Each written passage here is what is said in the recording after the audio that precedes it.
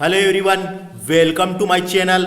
इस लेक्चर में हम मध्य प्रदेश के ऐतिहासिक पुरातात्विक पर्यटन स्थल डिस्कस करेंगे। ऐतिहासिक पुरातात्विक पर्यटन स्थल को डिस्कस करेंगे, उसके बारे में जानेंगे कौन से ऐसे स्थल है जो ऐतिहासिक है और पुरातात्विक है ना। तो यह लेक्चर मेरे द्वारा डिस्कस किया जा रहा है। My name is Vikram Khandelkar. हमारे प्रीवियस वीडियो को देखें, हमारे चैनल में हमने प्लेलिस्ट बना के आप लोगों के लिए रख दिए हैं, जिससे आप आसान तरीके से तैयारी अपनी जारी रख सकते हैं और एग्जाम को क्वालिफाइड कर सकते हैं। यह लेक्चर मेरे द्वारा डिस्कस किया जा रहा है। My name is Vikram Khandelkar. तो आइए शुरू करते हैं ज्यादा देरी ना करते हुए। पुरातात्विक स्थल, सबसे पहले जानकारी के लिए मैं आपको बता दूं, पुरातात्विक स्थल यानी आर्कियोलॉजिकल साइट क्या होते हैं। तो ऐसे स्थान या स्थानों के समूह को बोलते हैं जहां इतिहास में बीती हुई घटनाओं व जीवन के चिन्ह मिले हों। जहां इतिहास के बीती हुई घटनाओं या जीवन के चिन्ह मिले हैं, उसी को पुरातात्विक स्थल कहते हैं। जहां उत्खनन से हमें यह पता चलता है कि यहाँ का इतिहास क्या रहा है, जहां पे बीती हुई घटनाओं का। तो समझ में आ गया दोस्तों, पुरातात्विक स्थल क्या होते हैं। वहां के अध्ययन करते हैं इतिहासकार जो होते हैं, जो पुरातात्व शास्त्र के जो लोग होते हैं, जिसे आर्कियोलॉजिस्ट कहते हैं। उन लोग वहां अध्ययन करते हैं, पता करते हैं कि वो कैसी है, वहां की इतिहास में क्या सभ्यता थी पहले, तो उसी के बारे में। तो सबसे पहले एक क्वेश्चन याद रखिए, भारतीय पुरातत्व का पिता किसे कहा जाता है करके क्वेश्चन आ जाता है कई बार। भारतीय पुरातत्व का पिता अलेक्जेंडर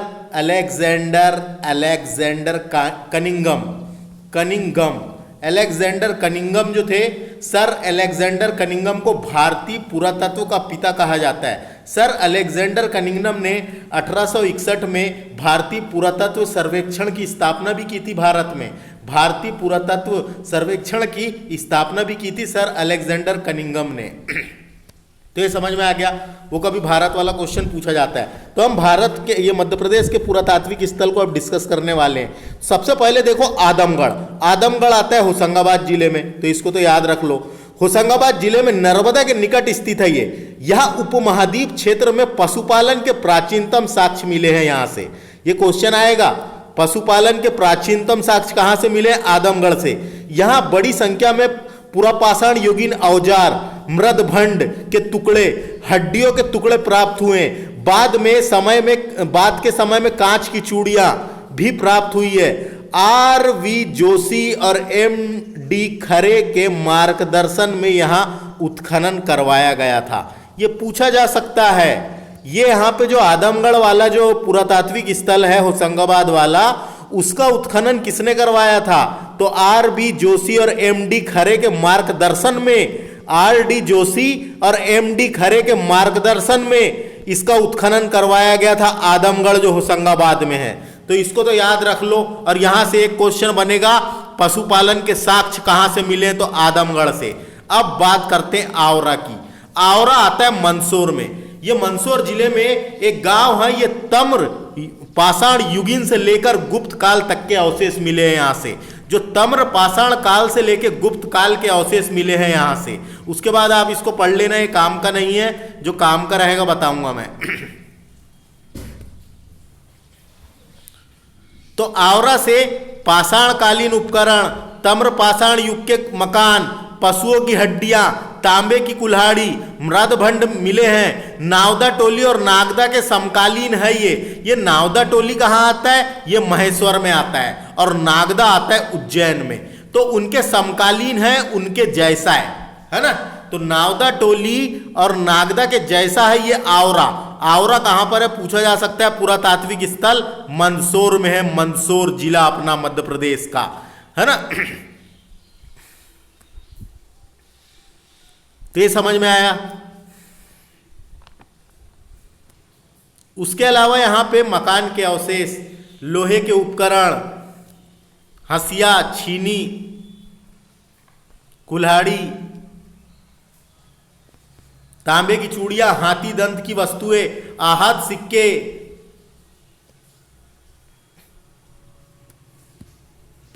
और यहीं से मौर्यकालीन ब्रह्म लिपि की मुद्राएं प्राप्त हुई है। उस स्थान को उस समय आवरा नाम से जाना जाता था। तो उसके बाद इसको पढ़ लो, ये कोई काम का नहीं है ना। तो ये समझ में आ गया आवरा मंदसौर। अब नेक्स्ट बात करते हैं डांग वाला ये उज्जैन में है। डांग वाला ये उज्जैन में है। लगभग 2000 ईसा पूर्व से लेकर परमार काल तक के अवशेष प्राप्त हुए हैं यहाँ से। लगभग 2000 ईसा पूर्व से लेकर परमार काल तक के अवशेष प्राप्त हुए हैं। और यहाँ से प्राप्त सामग्री तम्र पाषाण कालीन है। सामग्रियों में विभिन्न प्रकार के मृदभंड प्राप्त हुए हैं। मृदभंड के अलावा पक्की ईंटों की वृषभ मूर्तियां प्राप्त हुई है। पक्की ईंटों की वृषभ मूर्तियां प्राप्त हुई है तथा तसत्रियां, हिरण, सांबर, बैल की हड्डियां, अनाज के अवशेष मिले हैं। और यहाँ से यज्ञशाला, हवन सामग्री, ब्राह्मी मुद्राएं, गुप्तकालीन मुद्राएं और मूर्ति मिली है। तो डाग वाला पूछा जा सकता है कहां पर है, उज्जैन में है, याद रखें। अब देखिए नेक्स्ट पुरातात्विक स्थल है इंद्रगढ़। ये इंद्रगढ़ जो है, इंद्रगढ़ मंदसौर जिले का महत्वपूर्ण पुरातात्विक स्थल है।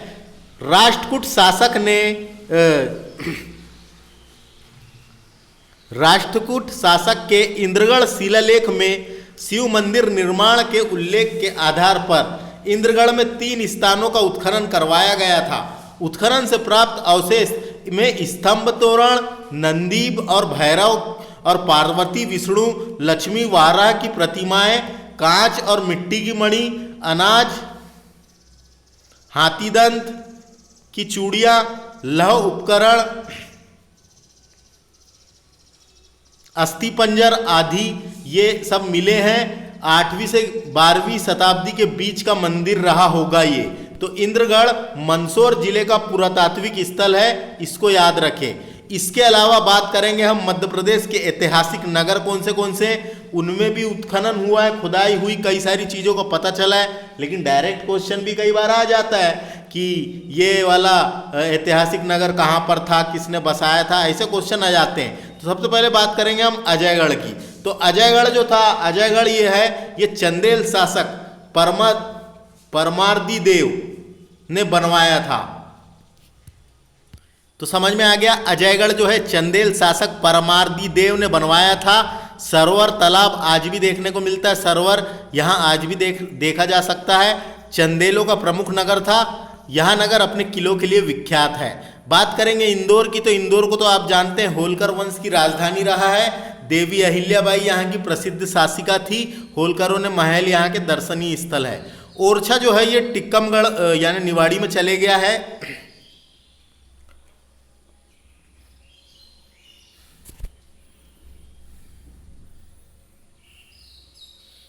बेतवा नदी के किनारे है। राजा रुद्र प्रताप द्वारा ओरछा को बसाया गया था। राजा रुद्र प्रताप बुंदेला द्वारा ओरछा को बसाया गया था। झुंझार देव यहाँ के उल्लेखनीय शासक थे। हिंदी महाकवि केशव दास जो थे यहाँ से संबंधित है, ओरछा से थे वो भी। दसपुर बहुत इंपॉर्टेंट है फ्रेंड्स, ये आता है मंदसौर में। यहाँ से क्वेश्चन डेफिनेटली कई बार बन गए हैं। तो मंदसौर के निकट स्थित दसपुर प्राचीन काल का महत्वपूर्ण नगर था। गुप्त शासक कुम्हार गुप्त के शासनकाल का एक अभिलेख भी मिला है यहाँ पे। इसका मतलब कुम्हार गुप्त कालीन अभिलेख भी मिला है, और जिसमें लाट देश गुजरा के रेशम व्यापारी दसपुर में आकर बस गए थे, बसने और एक सूर्य मंदिर निर्माण करने का उल्लेख भी मिलता है। तो यहाँ से क्या है, ये रेशम संबंधित व्यापारी यानी रेशम बुनकरों, रेशम बुनकर, ये बुनकर होते थे, बुनकर, रेशम बुनकरों संबंधित जानकारी दसपुर अभिलेख या मंदसौर अभिलेख से मिलती है ना। तो कुम्हार गुप्त कालीन अभिलेख है, वहाँ पे सूर्य मंदिर के निर्माण का उल्लेख किया गया है, और रेशम बुनकर संबंधित जानकारी ये दसपुर अभिलेख से मिलती है। तो देखो ये लिखा है रेशम व्यापारी दसपुर में आकर बस गए थे, है ना, समझ में आ गया। अब बात करेंगे हम नागदा की। तो नागदा आता है उज्जैन में, है ना। नागदा जो आता है ये उज्जैन में है। नागदा एक प्राचीन शहर, कभी रावल नाग आदित्य की राजधानी था, है ना। उज्जैन के निकट चंबल नदी के किनारे बसा हुआ है। ये ताम्रपाषाण युगीन सभ्यता से संबंधित है। जिसका उत्खनन आर के बनर्जी द्वारा किया गया था 55-56 में, जिसका उत्खनन आर के बनर्जी, आर के नहीं है सॉरी, एस आर बनर्जी द्वारा नागदा का उत्खनन किया गया था।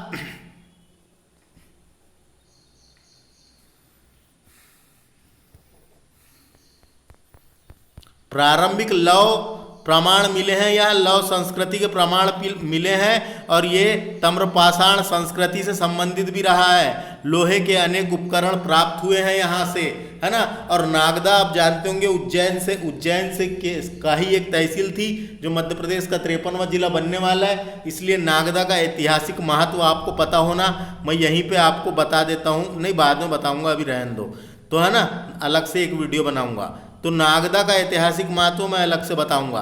तो नागदा समझ में आ गया, ताम्रपाषाण कालीन बस्ती थी एक प्रकार की, ये भी उज्जैन में है ना।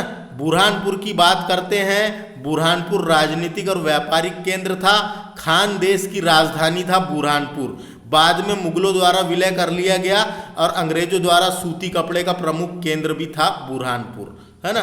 बात करेंगे भरहूत स्तूप सुने होंगे आपने। भरहूत जो है ये सतना के निकट था। सतना के निकट है। भरूत जो है शुंग कालीन स्तूपों के लिए प्रसिद्ध है। जो शुंग वंश आया था, मौर्य वंश के बाद जो शुंग वंश आया था, तो पुष्पमित्र शुंग की जानकारी मिलती है। आज इसके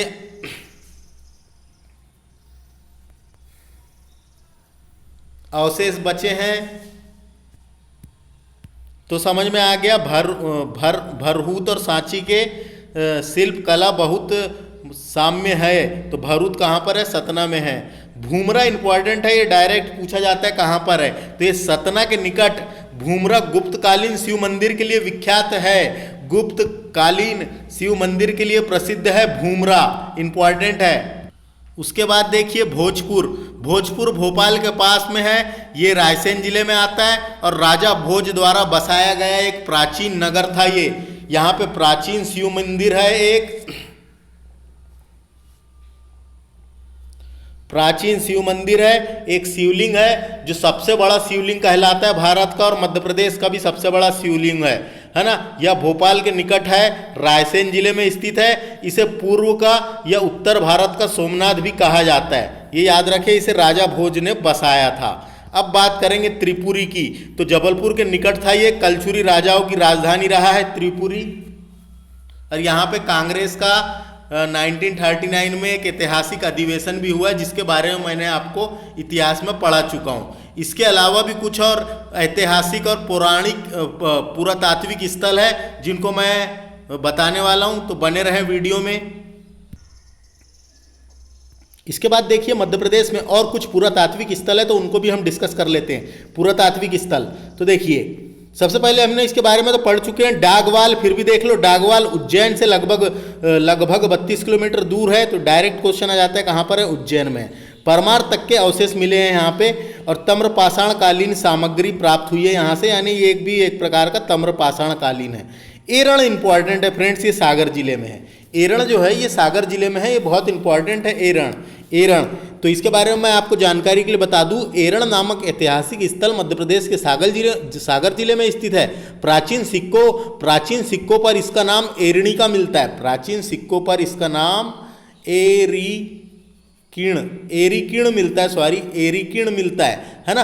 वाराह प्रतिमा, वाराह विष्णु और नरसिंह मंदिर स्थित है वहाँ पे, और बीना और रेवता नदी के संगम पर बसा हुआ है ये। एरण जो है बीना और रेवता के संगम पर बसा हुआ है। मैं एक्स्ट्रा ज़्यादा चीज़ें इसलिए बता रहा हूँ, पेपर में तो एक आध इंपॉर्टेंट वाला चीज़ आएगा, लेकिन ज़्यादा चीज़ सुन लो तो ऐसा है सरल वाला याद हो जाता है, इसलिए बता रहा हूँ। एरण से एक अन्य अभिलेख भी प्राप्त हुआ है जिसे भानुगुप्त का अभिलेख कहते हैं। भानुगुप्त का अभिलेख भी कहते हैं, भानुगुप्त का अभिलेख। एरण में एक अभिलेख मिला है जिसका नाम है भानुगुप्त का अभिलेख। तो क्या हुआ था भानुगुप्त के अभिलेख में? यह हमको ये जानकारी मिलती है कि भानुगुप्त के एक मंत्री जिसका नाम गोपराज था, भानुगुप्त का एक मंत्री जिसका नाम गोपराज था, है ना। तो भानुगुप्त का एक मंत्री जिसका जो गोपराज था उसके बारे में यहाँ जानकारी मिलती है ना। भानुगुप्त के मंत्री गोपराज युद्ध में लड़ते हुए वीर गति को प्राप्त हो गए थे, तो गोपराज की पत्नी सती हो गई थी। गोपराज की पत्नी सती हो गई थी, इस वजह से इस अभिलेख को एरण का सती अभिलेख भी कहा जाता है। इतिहास में पहली बार सती होने के प्रमाण यही मिलते हैं। इसका मतलब सती प्रथा का, भारत में सती प्रथा का प्रथम अभिलेख एरण अभिलेख है, ये याद रखिए, है ना। भारत में सती प्रथा के प्रथम लिखित साक्ष्य मिले हैं यहीं पे। भारत में सती प्रथा के प्रथम लिखित साक्ष्य मिले हैं, अब जो भी बोल सकते हैं। तो सागर जिले से ये है। इसका उत्खनन देखो 1960-61 में कृष्णदत्त वाजपेयी के निर्देशन में उत्खनन हुआ था। तो नाम आ सकता है, कृष्णदत्त वाजपेयी के निर्देशन में इसका उत्खनन हुआ था। उत्खनन से प्राप्त सामग्रियों के आधार पर बसी बस्तियों को 4 कलाओं में विभाजित किया गया है। तो एरण कहाँ पर है पूछा जाएगा, तो ये सागर में है। तो बस इतना याद रखो यहाँ से। इंद्रगढ़ के बारे में मैंने बता दिया था, राष्ट्रकूट इंद्रगढ़ के बारे में यहाँ पे मंदिर का निर्माण किया गया था, उल्लेख मिलता है। इंद्रगढ़ मंदसौर में है, इसका भी उत्खनन करवाया गया था। उत्खनन में यहाँ पे क्या क्या मिले हैं इसके बारे में हमने इसके पहले वाले यानी इसी के साथ पढ़ लिए थे।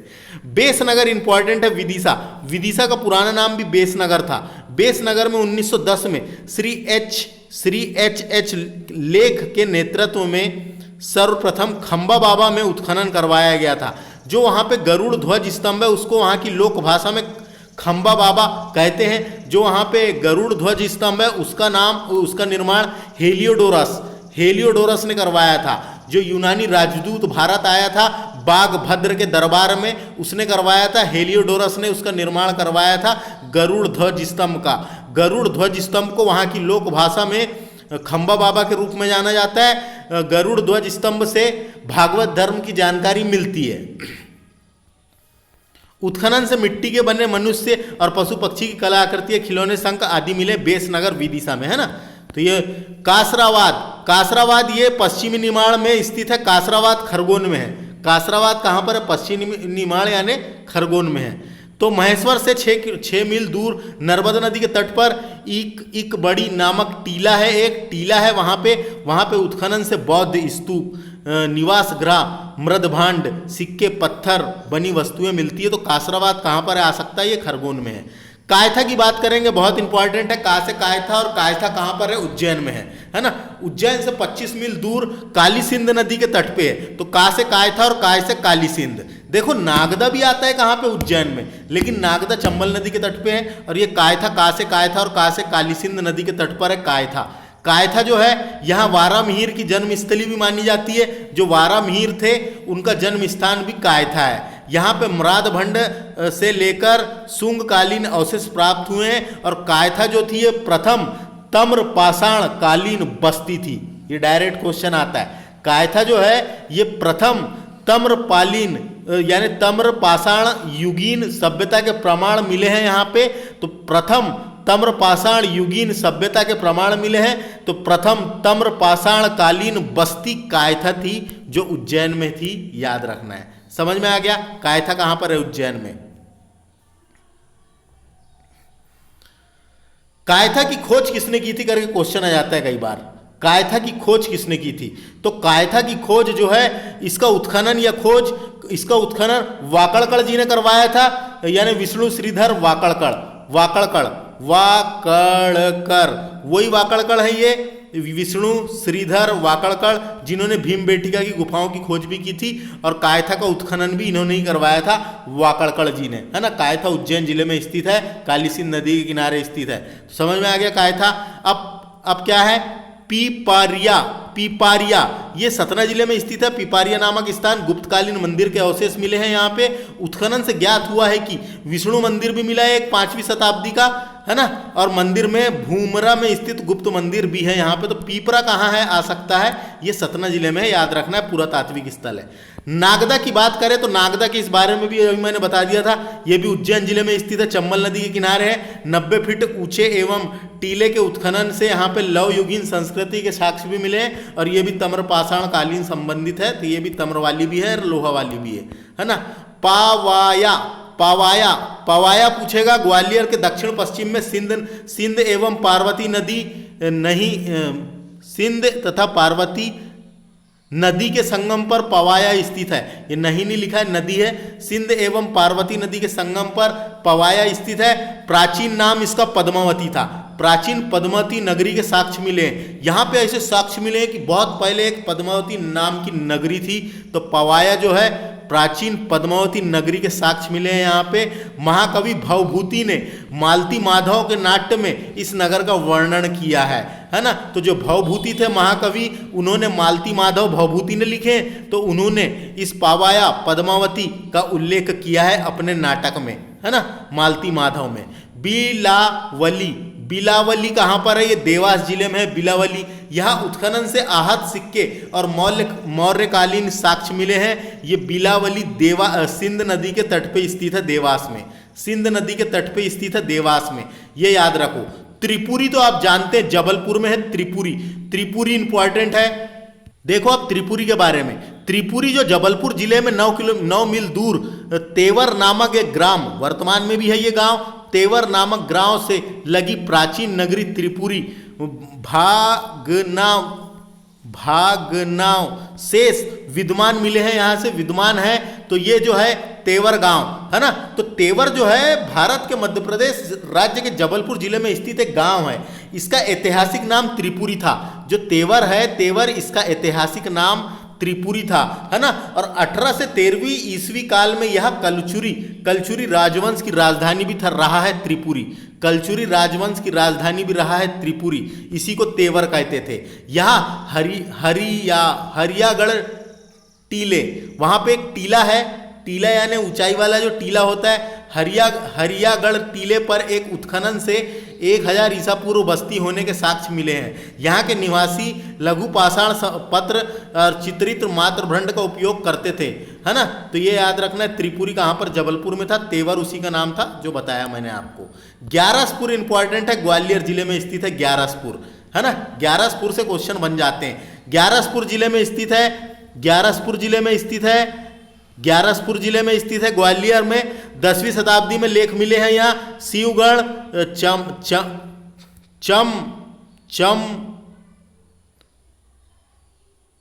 चामुंडराय, महेंद्रपाल नामों का उल्लेख मिला है। ग्यासुद्दीन तुगलक के शासनकाल के तांबे के सिक्के भी मिले हैं यहाँ से। ग्यासुद्दीन तुगलक के शासनकाल के तांबे के सिक्के भी मिले ग्यारसपुर से। तो ग्यारसपुर एक पुरातात्विक स्थल ग्वालियर जिले में स्थित है। आवरा इंपॉर्टेंट है, जब ही हमने पढ़ चुके हैं। आवरा जो है मंदसौर में है, इसके बारे में पढ़ लिए थे। ताम्रपाषाण युगीन बस्ती है। आदमगढ़ के बारे में पढ़ चुके थे, होशंगाबाद जिले में। पशुपालन के साक्ष्य मिले हैं और यहाँ से क्या क्या मिले हैं और इसका उत्खनन किसने करा था ये भी पढ़ लिए हैं। दसपुर के बारे में मैंने बता दिया था, मंदसौर जिले में है। गुप्तकालीन कुमार गुप्त का अभिलेख मिला है एक वहां पे।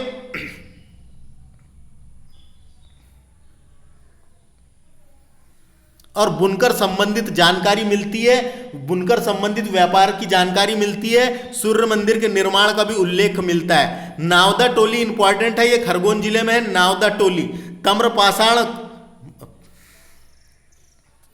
ताम्रपाषाण युगीन मालवा संस्कृति का केंद्र रहा है ये।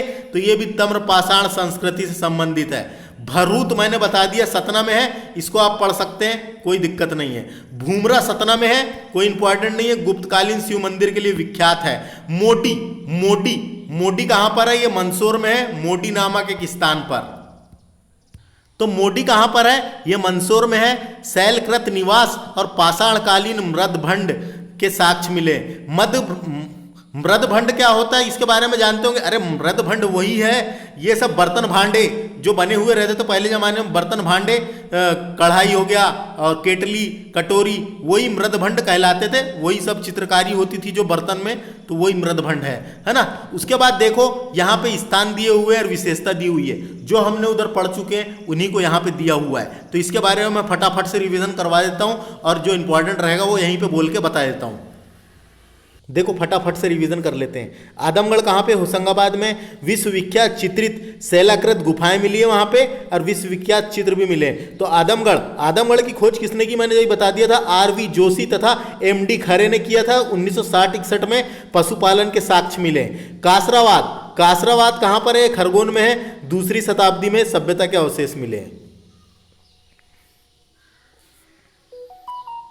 इंद्रगढ़ कहाँ पर है? इंद्रगढ़ इंद्रगढ़ इंद्रगढ़ कहाँ पर है? तो इंद्रगढ़ के बारे में मैंने बताया था, मंदसौर जिलों में है, मंदसौर जिले में है। राष्ट्रकूट शासक नात्रप के शासक का अभिलेख भी मिला है यहाँ पे, तो नात्रप शासक के अभिलेख भी मिला, याद रखना है। पवाया, पवाया प्राचीन नाम पद्मावती है इसका, पवाया प्राचीन नाम पद्मावती, ग्वालियर से 40 किलोमीटर दूर था ये, मैंने बात की थी जब ये अपन ने सिंध और पार्वती के संगम पर है ना। तो ये कायथा, कायथा के बारे में बात किए थे, काली सिंध नदी के किनारे स्थित है, ताम्रपाषाण युगीन सभ्यता के प्रमाण मिले हैं यहाँ पे। इसका उत्खनन किसने करवाया था? कायथा का उत्खनन विष्णु श्रीधर वाकड़कड़ ने करवाया था, उज्जैन जिले में स्थित है ना। तो ताम्रपाषाण कालीन की पहली बस्ती है, ये भी उज्जैन में है। नागदा, नागदा ये है, ये ताम्रपाषाण सभ्यता से संबंधित है नागदा, ये भी उज्जैन में ही है।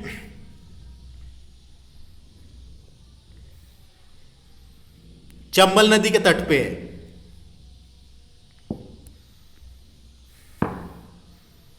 चंबल नदी के तट पे है। नावदा टोली, तो नागदा की खोज मैंने बताया अभी किसने की थी। नागदा की खोज किसने करा था? एस.आर. बनर्जी। कायथा की खोज किसने किया था? कायथा की खोज विष्णु श्रीधर वाकड़कड़ ने। तो ये सब याद रखना है। नावदा टोली कहाँ पर है? ताम्रपाषाण से संबंधित है ये। नावदा टोली महेश्वर में है ना, नावदा टोली महेश्वर में। इसकी खोज, नावदा टोली की खोज किसने की थी? हसमुख धीरज लाल संकालिया ने, यानी एच.डी. संकालिया ने की थी। एच.डी. संकालिया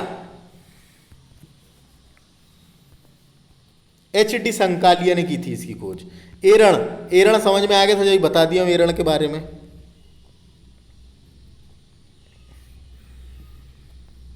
एरण के बारे में बता दिया हूं, ताम्रपाषाण युगीन से संबंधित है। सती प्रथा का प्रथम साक्ष्य मिला है यहाँ पे, भानुगुप्त का एक अभिलेख भी है। जटकारा विशाल मंदिर प्राप्त हुए हैं यहाँ से खुदाई के दौरान। ये देखिए एक जटकारा, ये विशाल मंदिर प्राप्त खुदाई के दौरान मिले। खलघाट ताम्रपाषाण युगीन सभ्यता के अवशेष मिले। पिथनगर खरगोन में है, 2500 वर्ष पुराने बौद्धकालीन अवशेष मिले हैं यहाँ पे। गिन्नौर गांव, ये गिन्नौर गांव गुप्तकालीन वस्तुकला एवं नगर व्यवस्था के लिए प्रसिद्ध था, ये भी पुरातात्विक स्थल है। जूना एरवास 3000 वर्ष पुराना प्राचीन सभ्यता के अवशेष मिले हैं यहाँ से। तालौद, ये 2000 वर्ष पुराने मंदिर मिले हैं यहाँ से। खेड़ीनामा 3500 वर्ष प्राचीन ताम्रपाषाण युगीन सभ्यता के प्रमाण मिले हैं यहाँ से, खेड़ीनामा से। भीमबेटिका को तो आप जानते ही हैं, भीमबेटिका की गुफाएं भी हैं वहां पे, अब्दुल्लागंज रायसेन में।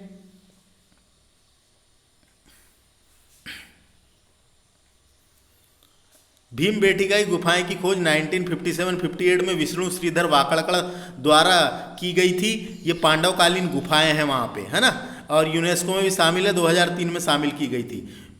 प्योंथर रीवा में है, नगरी सभ्यता के प्रमाण मिले हैं, ये पूछा जा सकता है। प्योंथर रीवा में है, नगरी सभ्यता के प्रमाण मिले हैं। तो इस तरीके से हमारा ये लेक्चर कंप्लीट होता है। ये तरीका है मेरा पढ़ाने का। अगर आपको पसंद आएगा तो हमारे इस चैनल को सब्सक्राइब करें। हमने MPPSC की यूनिट 1 और विभिन्न कंपटीशन एग्जाम जिसमें MP के पूछा जाता है, स्टेट लेवल की जो भी एग्जाम है, वो सब एग्जाम में ये सब लेक्चर आपको काम आएंगे, आप जो भी एग्जाम की तैयारी कर रहे हैं। तो अगर मेरा पढ़ाने का तरीका आपको पसंद आता है तो हमारे इस चैनल को करें सब्सक्राइब। Thank you.